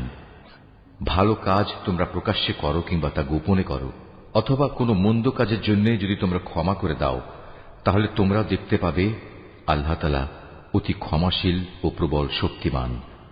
সে অভিশপ্ত শয়তান তাদের নানা প্রতিশ্রুতি দেয়, তাদের সামনে মিথ্যা বাসনার মায়াজাল সৃষ্টি করে। আর শয়তান যা প্রতিশ্রুতি দেয় তা হচ্ছে প্রতারণা মাত্র। এরাই হচ্ছে সেসব হতভাগ্য ব্যক্তি যাদের আবাসস্থল হচ্ছে জাহান্নাম, যার আযাব থেকে মুক্তির কোনো পন্থাই তারা খুঁজে পাবে না। অপরদিকে যারা শয়তানের প্রতিশ্রুতি উপেক্ষা করে আল্লাহ তাআলার উপর ঈমান আনবে এবং ভালো কাজ করবে, তাদের আমি অচিরেই এমন এক জান্নাতে প্রবেশ করাবো যার তলদেশ দিয়ে ঝর্ণাধারা বইতে থাকবে। তারা সেখানে অনন্তকাল ধরে অবস্থান করবে। আল্লাহর ওয়াদা সত্য, আর আল্লাহর চাইতে বেশি সত্য কথা কে বলতে পারে? মানুষের ভালো মন্দ যেমনি তোমাদের খেয়াল খুশির সাথে জড়িত নয়, তেমনি তা আহলে কিতাবদের খেয়াল খুশির সাথেও সম্পৃক্ত নয়। আসল কথা হচ্ছে, যে ব্যক্তি কোনো গুনাহের কাজ করবে তাকে তার প্রতিফল ভোগ করতে হবে। আর এ পাপী ব্যক্তি সেদিন আল্লাহ তাআলা ছাড়া অন্য কাউকেই নিজেদের পৃষ্ঠপোষক ও সাহায্যকারী হিসেবে পাবে না। পক্ষান্তরে যে ব্যক্তি কোনো ভালো কাজ করবে, নর কিংবা নারী, সে যদি ঈমানদার অবস্থায় তা সম্পাদন করে, তাহলে সে এবং তার মতো সব লোক অবশ্যই জান্নাতে প্রবেশ করবে। পুরস্কার দেওয়ার সময় তাদের উপর বিন্দু মাত্র অবিচার করা হবে না। এতে উত্তম জীবন বিধান আর কার হতে পারে যে আল্লাহ তাআলার নির্দেশের সামনে মাথা নত করে দেয়? মূলত সেই হচ্ছে নিষ্ঠাবান ব্যক্তি। তদুপরি সে নিষ্ঠার সাথে ইব্রাহিমের আদর্শ মেনে চলে। আর আল্লাহ তাআলা ইব্রাহিমকে স্বীয় বন্ধুরূপে গ্রহণ করেছেন। আসমান ও জমিনে যা কিছু আছে তার সবকিছুই আল্লাহ তাআলার জন্য, আর আল্লাহ তাআলা তাঁর ক্ষমতা দিয়ে সবকিছুই পরিবেষ্টন করে আছেন। হে নবী, তারা তোমার কাছে নারীদের ব্যাপারে সিদ্ধান্ত জানতে চায়। তুমি তাদের বলো, আল্লাহ তাআলা তাদের ব্যাপারে তোমাদের জানিয়ে দিচ্ছেন তা সেই এতিম নারীদের সম্পর্কিত ব্যাপার, আর এ কিতাব থেকে যা কিছু তোমাদের উপর পঠিত হচ্ছে। আল্লাহ তাআলা তাদের জন্য যেসব অধিকার দান করেছেন যা তোমরা আদায় করতে চাও না, অথচ তোমরা তাদের বিয়ে ঠিকই করতে চাও। অসহায় শিশু সন্তান ও এতিমদের ব্যাপারে তোমাদের বলা হচ্ছে তোমরা যেন সুবিচার কায়েম করো। তোমরা যেটুকু সৎ কাজই করো, আল্লাহ তাআলা তার সবকিছু সম্পর্কেই সম্যকভাবে অবহিত রয়েছেন। যদি কোনো স্ত্রীলোক তার স্বামীর কাছ থেকে দুর্ব্যবহার কিংবা অবজ্ঞার আশঙ্কা করে, তাহলে সে অবস্থায় পারস্পরিক ভালোর জন্য আপোষ নিষ্পত্তি করে নিলে তাদের উপর এতে কোনো দোষ নেই, কারণ সর্বাবস্থায় আপোষ মীমাংসার পন্থাই হচ্ছে উত্তম পন্থা। কিন্তু সমস্যা হচ্ছে মানুষ আপোষ করতে গেলে লালসার দিকেই বেশি পরিমাণে ধাবিত হয়ে পড়ে। কিন্তু তোমরা যদি সততার পন্থা অবলম্বন করো এবং শয়তানের কাছ থেকে নিজেকে রক্ষা করো, তাহলে সেটাই তোমাদের জন্য ভালো, কারণ আল্লাহ তাআলা তোমাদের সব কর্মকাণ্ড অবলোকন করে থাকেন। তোমরা কখনো একাধিক স্ত্রীদের মাঝে ইনসাফ করতে পারবে না, যদিও মনে প্রাণে তোমরা তা চাইবে। তাই তাদের একজনের দিকে তুমি এমন ভাবে ঝুঁকে পড়ো না যে দেখে মনে হবে আরেকজনকে ঝুলন্ত অবস্থায় রেখে দিয়েছ। তোমরা যদি সংশোধনের চেষ্টা করো এবং আল্লাহ তাআলাকে ভয় করো, তাহলে তুমি দেখবে আল্লাহ তাআলা অতি ক্ষমাশীল ও পরম দয়ালু। অতঃপর যদি সত্যি সত্যি তারা একে অপরের কাছ থেকে বিচ্ছিন্ন হয়ে যায়, তাহলে আল্লাহ তাআলা তার ভান্ডার থেকে দান করে তাদের সবাইকে পারস্পরিক মুখাপেক্ষিতা থেকে রেহাই দেবেন। আল্লাহ তাআলা নিঃসন্দেহে প্রাচুর্যময় ও প্রশংসাভাজন। আসমান জমিনে যা কিছু আছে সবই আল্লাহ তাআলার জন্য। তোমাদের আগেও যাদের কাছে কিতাব নাজিল করা হয়েছিল তাদের আমি এই নির্দেশ দিয়েছিলাম যেন তারা আল্লাহ তাআলাকে ভয় করে। আমি তোমাদেরও নির্দেশ দিচ্ছি। আর যদি তোমরা আল্লাহকে অস্বীকার করো, তাহলে জেনে রেখো আকাশ পাতালে যা কিছু আছে সবকিছুই তো আল্লাহ তাআলার জন্য। আল্লাহ তাআলা বেনিয়াজ, সব প্রশংসা তাঁরই প্রাপ্য। অবশ্যই আসমান জমিনের সব কয়টি জিনিসের মালিকানা তাঁর। যাবতীয় কর্ম সম্পাদনে আল্লাহ তাআলাই যথেষ্ট। হে মানুষ, তিনি চাইলে যে কোনো সময় জমিনের কর্তৃত্ব থেকে তোমাদের অপসারণ করে অন্য কোন সম্প্রদায়কে এনে বসিয়ে দিতে পারেন। এ কাজে তিনি অবশ্যই ক্ষমতাবান। তোমাদের মধ্যে যে ব্যক্তি এ দুনিয়াতেই তার পুরস্কার পেতে চায়, তার জেনে রাখা উচিত আল্লাহ তাআলার কাছে তো ইহকাল পরকাল এ উভয়কালের পুরস্কারই রয়েছে। আল্লাহ তাআলা তো সবকিছু শোনেন এবং সবকিছুই দেখেন। যারা আল্লাহ তাআলা ও তার রসুলদের অবিশ্বাস করে এবং আল্লাহ তাআলা ও রসুলদের মাঝে এই বলে একটা পার্থক্য করতে চায় যে আমরা রসুলদের কয়েকজনকে স্বীকার করি আবার কয়েকজনকে অস্বীকার করি, এর দ্বারা আসলে এরা নিজেদের জন্য একটা মাঝামাঝি রাস্তা বের করে নিতে চায়।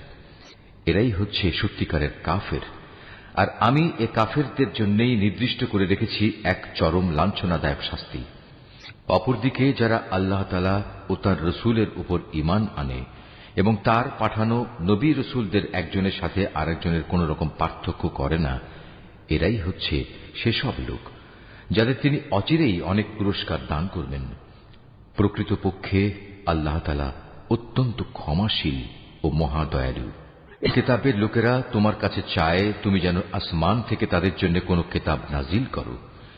এরা তো মুসার কাছে এর চাইতে বড় রকমের দাবি পেশ করেছিল। তখন তারা বলেছিল, হে মুসা, তুমি স্বয়ং আল্লাহ তাআলাকেই আমাদের প্রকাশ্যভাবে দেখিয়ে দাও। অতঃপর তাদের এই বাড়াবাড়ির জন্য তাদের উপর প্রচন্ড বজ্রপাত এসে নিপতিত হয়েছে এবং এ সম্পর্কিত সুস্পষ্ট প্রমাণসমূহ তাদের কাছে আসার পরেও তারা গোবাছুরকে উপাস্য হিসেবে গ্রহণ করেছে। অতঃপর আমি তাদের এ অপরাধ ক্ষমা করে দিলাম এবং আমি মুসাকে স্পষ্ট প্রমাণসহ কিতাব দান করলাম। এদের ওপর তুর পাহাড়কে উঠিয়ে উঁচু করে ধরে আমি এদের কাছ থেকে আনুগত্যের প্রতিশ্রুতি আদায় করেছিলাম। আমি তাদের বলেছিলাম, নগরের দ্বার প্রান্ত দিয়ে ভেতরে প্রবেশ করার সময় তোমরা একান্ত অনুগত হয়ে ঢুকবে। আমি তাদের আরো বলেছিলাম, তোমরা শনিবারে মাছ ধরে আমার বিধানের সীমা লঙ্ঘন করো না। এ ব্যাপারে আমি তাদের কাছ থেকে শক্ত প্রতিশ্রুতি আদায় করে নিয়েছিলাম। অতঃপর তাদের পক্ষ থেকে এই প্রতিশ্রুতি ভঙ্গ করা, আল্লাহর আয়াতসমূহকে তাদের অস্বীকার করা এবং অন্যায়ভাবে আল্লাহ তাআলার নবীদের তাদের হত্যা করা, তদুপরি তাদের একথা বলা আমাদের হৃদয়ে বাতিল চিন্তাধারায় আচ্ছাদিত হয়ে আছে। প্রকৃতপক্ষে তাদের ক্রমাগত অস্বীকার করার কারণে আল্লাহ তাআলা স্বয়ং তাদের দিলের উপর মোহর মেরে দিয়েছেন। তাই এদের কম সংখ্যক লোকই ঈমান আনে। যেহেতু এরা আল্লাহকে অস্বীকার করতেই থাকল, এরা পুণ্যবতী মারিয়ামের উপরও জঘন্য অপবাদ আনল। তাদের এই মিথ্যা উক্তি যে আমরা অবশ্যই মারিয়ামের পুত্র ঈসাকে হত্যা করেছি, যিনি ছিলেন আল্লাহর রসূল, যদিও আসল ঘটনা হচ্ছে তারা কখনোই তাকে হত্যা করেনি, তারা তাকে শূলবিদ্ধও করেনি। মূলত তাদের কাছে ধাঁধার কারণে এমনই একটা কিছু মনে হয়েছিল। তাদের মাঝে যারা সঠিক ঘটনা না জানার কারণে তার ব্যাপারে মতবিরোধ করেছিল, তারাও এতে করে সন্দেহে পড়ে গেল। এ ব্যাপারে তাদের অনুমানের অনুসরণ করা ছাড়া সঠিক কোন জ্ঞানই ছিল না। তবে এটুকু নিশ্চিত, তারা তাকে হত্যা করেনি, বরং আসল ঘটনা ছিল আল্লাহ তাআলা তাকে তার নিজের কাছে তুলে নিয়েছেন। আল্লাহ তাআলা মহাপরাক্রমশালী ও মহাপ্রজ্ঞাময়। এই আহলে কেতাবদের মাঝে এমন একজনও থাকবে না যে ব্যক্তি তার মৃত্যুর আগে তার তিরোধান সম্পর্কে আল্লাহ তাআলার এই কথার উপর ঈমান আনবে না। কিয়ামতের দিনে সে নিজেই এদের উপর সাক্ষী হবে। ইহুদিদের বাড়াবাড়ি ও সীমা লঙ্ঘনমূলক আচরণের জন্য এমন অনেক পবিত্র জিনিসও আমি তাদের জন্য হারাম করে দিয়েছিলাম, যেটা তাদের জন্য আগে হালাল ছিল। এটা এই কারণে যে এরা বহু মানুষকে আল্লাহ তাআলার পথ থেকে বিরত রেখেছে। যেহেতু এরা লেনদেনের সুদ গ্রহণ করে, অথচ এদের তা থেকে সুস্পষ্টভাবে নিষেধ করা হয়েছিল, এবং এরা অন্যের মাল সম্পদ ধোঁকা প্রতারণার মাধ্যমে গ্রাস করে। তাদের মধ্যে এসব অপরাধে লিপ্ত কাফেরদের জন্য আমি তাই কঠিন আযাব নির্দিষ্ট করে রেখেছি। কিন্তু তাদের মধ্যে যাদের আবার জ্ঞানের গভীরতা রয়েছে, তারা এবং এমন সব ঈমানদার যারা তোমার উপর যা কিছু নাজিল হয়েছে তার উপর বিশ্বাস করে, সাথে সাথে তোমার পূর্ববর্তী নবী ও রসুলদের উপর যা নাজিল হয়েছে তার উপরও বিশ্বাস করে, নামাজ প্রতিষ্ঠা করে, যাকাত আদায় করে, সর্বোপরি আল্লাহ তাআলা ও শেষ দিনের উপর ঈমান আনে। মূলত এরাই হচ্ছে সেসব সৌভাগ্যবান মানুষ যাদের অচিরেই আমি মহাপুরস্কার দেব। হে নবী, আমি তোমার কাছে আমার ওহী পাঠিয়েছি, যেমনি করে আমি ওহী পাঠিয়েছিলাম নূহ ও তার পরবর্তী নবীদের প্রতি। আমি আরো ওহী পাঠিয়েছিলাম ইব্রাহিম, ইসমাইল, ইসহাক, ইয়াকুব ও তার বংশধরদের কাছে। ওহী পাঠিয়েছি ঈসা, আইয়ুব, ইউনুস, হারুন ও সুলাইমানের কাছেও। অতঃপর আমি দাউদের ওপর জাবুর গ্রন্থ অবতীর্ণ করেছি। রসুলদের মাঝে এমনও অনেকে আছে যাদের কথা ইতিপূর্বে আমি তোমার কাছে বলেছি, কিন্তু এদের মাঝে বহু রসুল এমনও আছে যাদের নাম ঠিকানা কিছুই আমি তোমাকে বলিনি। মুসার সাথে তো আল্লাহ তাআলা কথাও বলেছেন। রসুলরা ছিল জান্নাতের সুসংবাদবাহী ও জাহান্নামের ভয় প্রদর্শনকারী। তাদের এজন্যই পাঠানো হয়েছিল যাতে করে রসুলদের আগমনের পর আল্লাহ তাআলার উপর মানব জাতির কোন অজুহাত খাড়া করার সুযোগ না থাকে। সত্যি আল্লাহ তাআলা মহাপরাক্রমশালী ও প্রজ্ঞাময়। কিন্তু মানুষ যত অজুহাতই পেশ করুক না কেন, আল্লাহ তোমার উপর যা কিছু নাজিল করেছেন তা তাঁর প্রত্যক্ষ জ্ঞানের মাধ্যমেই করেছেন। ফেরেশতারাও তো একথার সাক্ষ্য দেবে, যদিও ওহীর সাক্ষ্য প্রদানের জন্য আল্লাহ তাআলা একাই যথেষ্ট। নিশ্চয়ই যারা এই ওহী অস্বীকার করে এবং অন্য মানুষদেরও আল্লাহ তাআলার পথ থেকে সরিয়ে রাখে, তারা আসলে গুমরাহী ও পথভ্রষ্টতায় অনেক দূর এগিয়ে গেছে। নিশ্চয়ই যারা কুফরি করল এবং চরমভাবে সীমা লঙ্ঘন করল, তাদের ব্যাপারে এটা কখনো হবে না যে আল্লাহ তাআলা তাদের ক্ষমা করে দেবেন, না তিনি তাদের সঠিক রাস্তা দেখাবেন। হ্যাঁ, একটি মাত্র রাস্তাই তাদের জন্য উন্মুক্ত থাকবে, এবং তা হচ্ছে জাহান্নামের রাস্তা, যেখানে তারা অনন্তকাল ধরে পড়ে থাকবে। শাস্তি প্রদানের এ কাজ আল্লাহর জন্য খুবই সহজ। হে মানুষরা, আল্লাহ তাআলার কাছ থেকে তোমাদের জন্য সঠিক বিধান নিয়ে রসুল এসেছে। যদি তার আনিত এই বিধানের উপর তোমরা ঈমান আনো, এতেই তোমাদের জন্য কল্যাণ রয়েছে। আর তোমরা যদি তা মেনে নিতে অস্বীকার করো, তাহলে জেনে রেখো এই আসমান জমিনের সর্বত্র যেখানে যা কিছু আছে তার সবকিছুই আল্লাহ তাআলার জন্য, এবং আল্লাহ তাআলা সর্বজ্ঞ, কুশলী।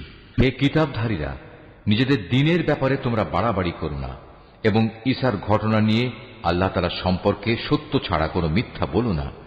সে সত্য কথা হচ্ছে এই যে মরিয়ামের পুত্র মসীহ ছিল একজন রসূল ও তার এমন এক বাণী যা তিনি মরিয়ামের ওপর প্রেরণ করেছেন এবং সে ছিল আল্লাহ তাআলার কাছ থেকে পাঠানো এক রূহ। অতএব হে আহলে কিতাবরা, তোমরা আল্লাহ তাআলা ও তার রসূলদের উপর ঈমান আনো, আর কখনো এটা বলো না যে মাবুদের সংখ্যা ৩।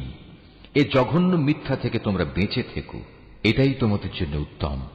নিঃসন্দেহে আল্লাহ তাআলা তিনি তো একক মাবুদ। আল্লাহ তাআলা এ মূর্খতা থেকে অনেক পবিত্র যে তার কোনো সন্তান থাকবে। এ আকাশ ও ভূমণ্ডলের সব কিছুর মালিকানাই তো তাঁর, আর অভিভাবক হিসেবে আল্লাহ তাআলা যথেষ্ট। ঈসা মসীহ কখনো এতে বিন্দু মাত্র নিজেকে হেয় মনে করেননি যে সে নিজে আল্লাহ তাআলার বান্দা। আল্লাহ তাআলার একান্ত ঘনিষ্ঠ ফেরেশতারাও একে লজ্জাকর মনে করেনি। কোন ব্যক্তি যদি আল্লাহ তাআলার বন্দিগি করা সত্যি লজ্জাকর বিষয় মনে করে এবং এটা ভেবে সে অহংকার করে, তার জানা উচিত অচিরেই আল্লাহ তাআলা এদের সকলকে তাঁর সামনে একত্রিত করে দণ্ডাজ্ঞা দান করবেন। যেসব মানুষ আল্লাহ তাআলার উপর ঈমান এনেছে এবং ভালো কাজ করেছে, সেদিন তিনি তাদের এর জন্য পুরোপুরি পুরস্কার দেবেন। আল্লাহ তাআলা তাঁর একান্ত অনুগ্রহ থেকে তাদের পাওনা আরো বাড়িয়ে দেবেন। অপরদিকে যারা আল্লাহ তাআলার বিধান মেনে নেয়া লজ্জাজনক কিছু মনে করল এবং অহংকার করল, তাদের সবাইকেই আল্লাহ তাআলা কঠোর শাস্তি দান করবেন। সেদিন তারা আল্লাহকে ছাড়া দ্বিতীয় কোনো অভিভাবক ও সাহায্যকারী পাবে না।